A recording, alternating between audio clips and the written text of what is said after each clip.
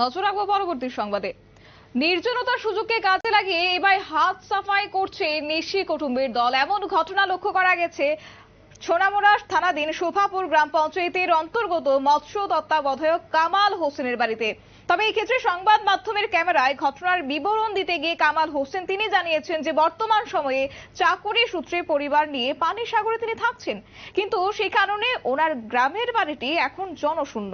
তাই সেই সুযোগকে কাজে লাগিয়ে তার বাড়িতে হানা দিল নিশি কুটুম্বরা।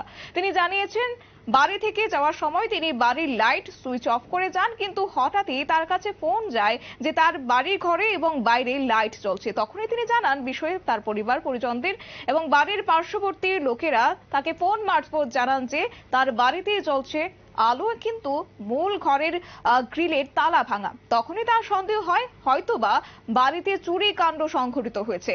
এরপর তিনি কর্মক্ষেত্র থেকে তার বাড়িতে ছুটে আসেন এবং ঘটনাটি প্রত্যক্ষ করতে পারেন। গোটা বিষয়কে কেন্দ্র করে কি আপডেট রয়েছে, কি বলছেন তারা, শুনবো বিস্তারিত। কি কাজ কোন তারা করছে এটা তো আমি জানি না, কারণ এদের সম্পর্কে আমার এক্সপিরিয়েন্স কম। এতটুকু কইতে পারি তারা প্রফেশনাল চোর, মানে তারা একদম স্কিলড চোর আর কি। একবারে তারা বুঝে যে কোন কিভাবে তারা কি করতে, এটা কোনো সাধারণ মানের চোর নাই।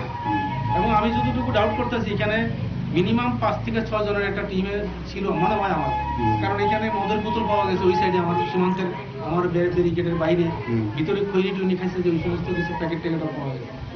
বাকি কেন করছে, কে বা কারা করছে এটা তো আমি বলতে পারছি।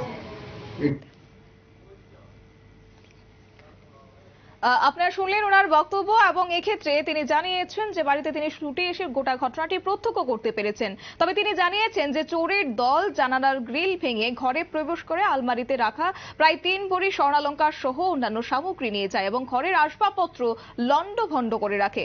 তবে এই বিষয়টি নিয়ে তিনি থানায় অভিযোগ করেন এবং পুলিশ অভিযোগমূলক ঘটনা প্রত্যক্ষ করে তদন্ত শুরু করেছেন বলে তিনি জানিয়েছেন। তবে সবশেষে তিনি দাবি করেন অতি সত্বর পুলিশ যেন দোষীদের চিহ্নিত করে উপযুক্ত শাস্তির ব্যবস্থা গ্রহণ করে। উক্ত এই চুরির ঘটনায় এলাকা জুড়ে এক প্রকার চাঞ্চল্য সৃষ্টি হয়েছে। সংবাদ আপাতত এই পর্যন্তই। পরবর্তী আপডেটের জন্য চোখ রাখুন শুধুমাত্র নিউজ ভ্যানগার্ডের পর্দায়। নমস্কার।